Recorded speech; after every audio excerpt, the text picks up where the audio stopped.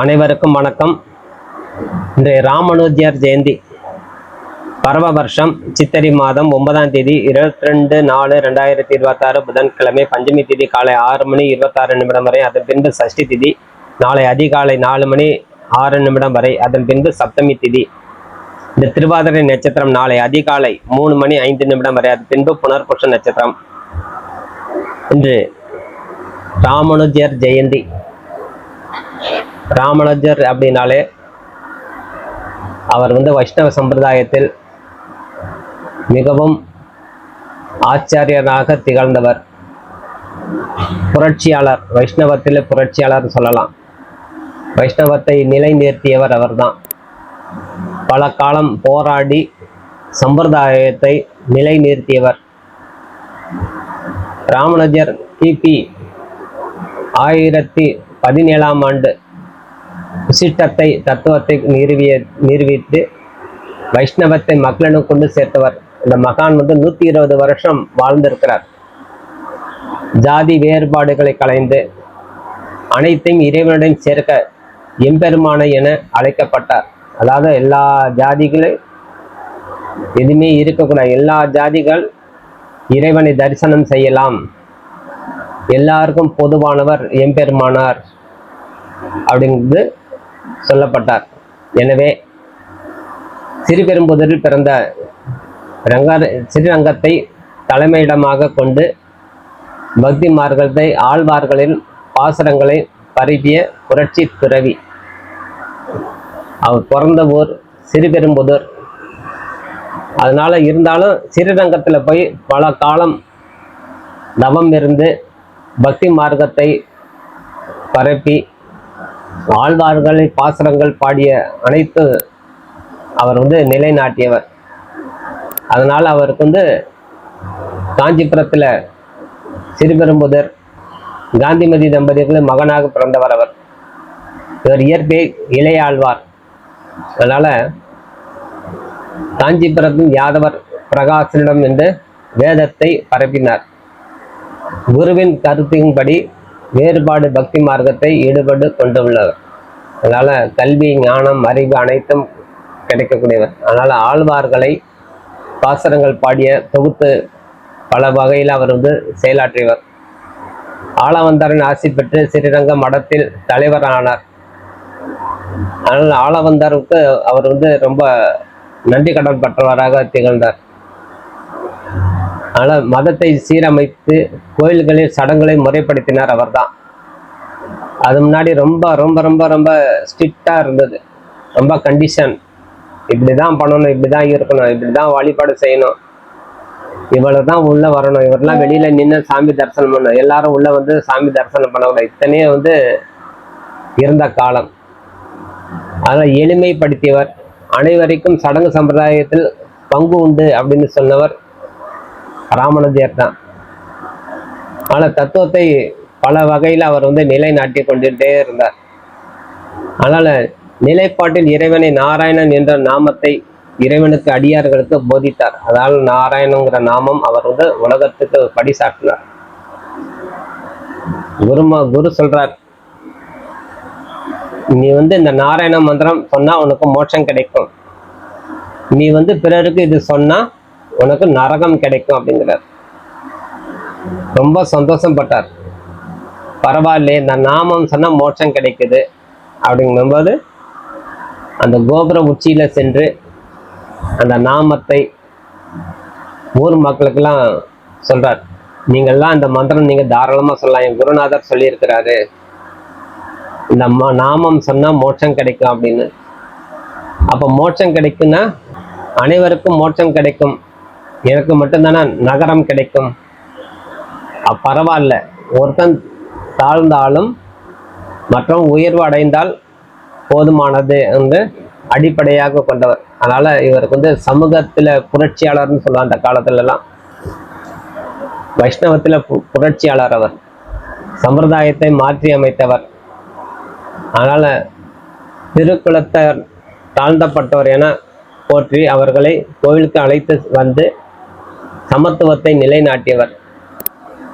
அதனால இவர் தாழ்த்தப்பட்டவர் கூட அவரே கோயிலுக்கு அழைச்சிட்டு போய் சாமி தரிசனம் பண்ண வச்சார். உறங்கவிழாதாசர் போன்றவற்றை சீடராக ஏற்றார். தாழ்ந்தப்பட்டவர் கூட சீடனாக ஏற்றுக்கொண்டார். அதனால் பல பாஷ்யங்கள் அவர் எழுதினவர். படைப்பு அப்படின்னு எடுத்துட்டாலே ஸ்ரீபாஷ்யம், கீதா பாஷ்யம், வேதாந்த தீபம், வேதாந்த சாரம், சரணாகதி கத்தியம், ஸ்ரீரங்க கந்தம், ஸ்ரீ வைகுண்ட கந்தியம், நித்திய கிரந்தம் ஆகிய 9 நூல்கள் எழுதியவர். அதனால நவரத்தினங்கள் எடுப்பார். அத்தனை பொன் போன்றது. ஸ்ரீபாஷ்யம், கீதா பாஷ்யம், வேதாந்த தீபம், வேதாந்த சாரம், சரணாகதி கந்தியம், ஸ்ரீரங்க கந்தியம், ஸ்ரீ வைகுண்ட கந்தியம், நித்ய கிரந்தம் ஆகியவை 9 நூல் அவர் நவரத்தினங்களாக அழகாக தொகுத்து மக்களுக்கு கொடுத்தார். இவர் வாழ்ந்த காலம் 120 வருடம். அதனால் உடையவர் கோயிலுக்கெல்லாம் சென்று சிறப்பு உண்டான பூஜையெல்லாம் செய்து கொண்டார். கோயில் சொத்துக்களை உடையவர்கள். அதனால் எம்பெருமானார் அவருக்கு பலமுறை காட்சி கொடுத்திருக்கிறார். இருந்தாலும் அவர் மனிதனாக இருந்து பல பாஷ்யங்கள் எழுதி வரக்கூடிய சங்கதிகளுக்கு இது நன்மை பயக்கணும் அப்படி சொல்லி எழுதினார். ஆனால் இவருடைய ஜெயந்தி காலம் அவதார திருநாள் சித்திரை மாதம் திருவாதிரை நட்சத்திரத்தில் வருது. ஏப்ரல் மாதம் 22ஆம் தேதி. ஆனால் வைஷ்ணவ தத்துவ ஞானிங்கிறது சொல்லக்கூடிய அளவுக்கு அவர் ராமானுஜர் திகழ்ந்தார். அதனால் இந்த ஏப்ரல் மாதம் கொண்டாடக்கூடிய காலம் 1000 வருடம் கடந்து அவருடைய பேர் நம்ம சொல்லிட்டு வரோம்னா அவர் எவ்வளோ பிரசித்தி பெற்றவராக அந்த காலத்தில் புரட்சியாளராக இருந்திருப்பார். இன்று நாகரீகம் வளர்ந்த காலம், அன்று நாகரீகம் இல்லாத காலம். அதிலே அவர் புரட்சி செய்திருக்காங்கன்னா பெரிய விஷயம்தான். அதனால் இந்த காலத்தில் நம்ம அவருக்கு நன்றி செலுத்துற அளவுக்கு அவருக்கு வழிபாடு தவறாமல் செய்து வரணும். ஆனால் இவருக்கு வைஷ்ணவ ஆச்சாரியார் ராமானுஜர் மனைவி, அந்த ராமானுஜருக்கு திருமணம் தஞ்சம்மாள் பேர், மனைவி பேர். ஆனால் இவர் 16 வயதுல திருமணம் செய்து கொண்டார். ஆனால் பிற்காலத்தில் கருத்து வேறுபாடு காரணமாக மனைவி பிரிஞ்சிட்டார் சில நாள். அதுக்கப்புறம் சந்நியாசம் வாங்கிக்கிட்டு துறவரத்தோட வாழ்ந்து கொண்டவர். காஞ்சிபுரத்தில் இருந்து தஞ்சம்மாள் அடைந்தார். அதனால் இந்த ராமானுஜர் காஞ்சிபுரத்தில் இருந்த போது தஞ்சம்மாள் மரணம் அடைகிறாங்க. அதனால் அவங்களுக்கு உறவே இல்லை, சிறிது காலம் மட்டுமே இருந்தது. திருமணத்துக்கு உண்டான வாழ்க்கை நீண்ட காலமாகவே அவங்களுக்கு தொடரவில்லை. அதனால் ராமானுஜருடைய போதனை அப்படின்னு நிறைய விசிஷ்ட தத்துவத்தை எனப்படும் தத்துவத்தின் அடிப்படையில் இறைவனை நாராயணன் பாரம்பரியம் என்று பக்தி சரணாகதி பிரக்தி முக்தி நிலை என்று வலியுறுத்தினார். தத்துவத்தை சமபோதனமின்றி அனைத்தும் ஆன்மீக உரிமை பெற்று நிலைநாட்டிய இவர் அன்பு மற்றும் சேவை இறைவனிடம் வழியாக இருந்து வரணும். அன்பு மட்டுமே இறைவன்கிட்ட காட்டணும். சேவை மனப்பான்மையோடு தான் இறைவனுக்கு தரிசனம் செய்யணும். பிரச்சனை பண்ணக்கூடாது, ஜாதி வேறுபாடு இருக்கக்கூடாது, சமூக ரீதி வேறுபாடு இருக்கக்கூடாது. அதான் ஒரு குலத்தில் பிறந்திருந்தாலும் இன்னொரு குலத்தை தாழ்வாக நினைக்கக்கூடாது. அனைவரும் இறைவனுக்கு சார்ந்ததே அப்படிங்கிறது அவர் போதனை செய்தார். ஜீவாத்மா, அச்சித், உலகம் ஆகியவை பரமாத்மை நாராயண வம்சம் ஆகவே தனித்தன்மை வாய்ந்ததாக இவர் இறைவனிடம் பிரகாசமாக இருந்து பிழையாக கொண்டவர். அதனால் சரணாகதி அடையணும். தன் நிலை உணர்ந்து முழுமையாக நாராயணனுடன் சடைந்தவர்கள் மோட்சமடைய மிக வழி சிறந்தது அப்படின்னு போதனை செய்தவர். தன் நிலை உணர்ந்து அப்போ ஆத்மார்த்தமா அந்த இறைவனை நாராயணனை வழிபாடு யார் செய்கிறாங்களோ அவங்களுக்கு கண்டிப்பாக மோட்சம் அடையும் அப்படின்னு நிறைய எடுத்து சொன்னவர்.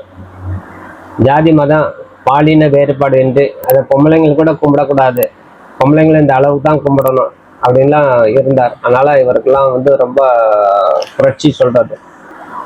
ஜாதி மதம் வேறுபாடு இன்றி பாலினம் வேறுபாடு இன்றி கடவுளை வழிபட்டு முக்தி அடையலாம் என்று பொறுமையோடு குரல் கொடுத்தவர் அந்த காலத்துல. திருக்கோஷ்டிவர் திரு நாராயணபுரத்தில் தாழ்ந்தப்பட்டவரை ஆலயத்துக்கு அழைத்து சென்று அவர் திருக்குளத்தார் என அழைத்தார். அதனால இந்த தாழ்ந்தப்பட்டவர்கள் அவரை நேரடியாகவே சாமி தரிசனம் பண்ண வச்சிருக்காரு.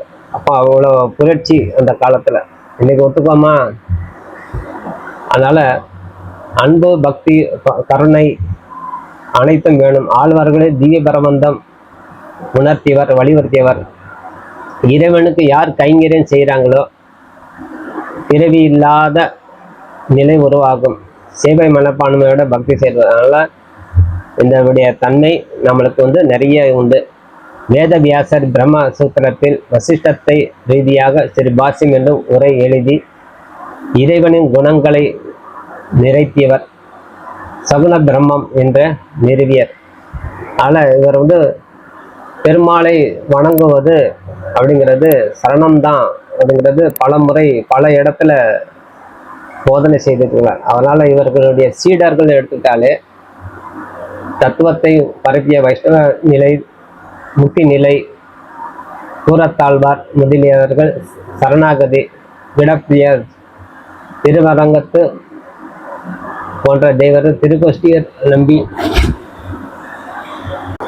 இவர்கள் சீடர்கள் நிறைய பேருடைய 74 சிம்மாசன அதிபதிகள்னு சொல்லுவாங்க. அதில் அத்தனை பேர் அவருக்கு சீடர்களாக இருந்திருக்காங்க. அதனால ராமானுஜர் மிக முக்கிய சீடர்கள் ஒருவனாக கருதப்படுகிறார். கூறத்தாழ்வார் தான். அதனால தசாகரதி ராமானுஜன் மகன், ராமானுஜனுடைய மருமகன், ராமானுஜரால் உரையாள் என்று அழைக்கப்பட்டார். அதனால இவர் உறவினர்களும் சரி, நண்பர்களும் சரி மனதார ஏற்றுக்கொண்டார். திருவரங்கத்து அமுதம் என்ற ராமானுஜர் நூற்றாண்டு பாடியுள்ளார். ஆனந்தத்தாழ்வார் திருவேங்கடத்தில் தோற்றம் அளித்து பணிகள் செய்தார். ராமானுஜர் அதிக பக்தி கொண்டவர் வடுக நம்பி. ராமானுஜருடைய கட்டளைப்படி திருவாய்மொழி 6000 பாடி என்ற விரிவுரை எழுதியவர் திருக்குறை நம்பி பிரான்.